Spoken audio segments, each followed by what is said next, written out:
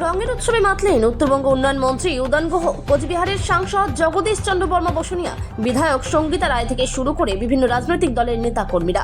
এদিন দিনহাটা সংহতি ময়দানে হোলি খেলেন উত্তরবঙ্গ উন্নয়ন মন্ত্রী।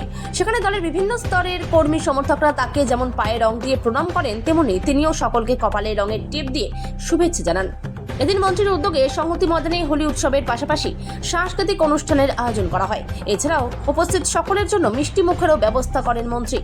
এদিন মন্ত্রীর উদ্যোগে এই অনুষ্ঠানে উপস্থিত ছিলেন চিকিৎসক বিদ্যুৎ কমল সাহা, উজ্জ্বল আচার্য, তৃণমূল নেতা বিশুধর, সাবির সাহা চৌধুরী, হীরালাল দাস, দীপক কুমার ভট্টাচার্য, আব্দুল সাত্তার, বিষ্ণু কুমার সরকার থেকে শুরু করে সমাজের বিভিন্ন স্তরের মানুষ।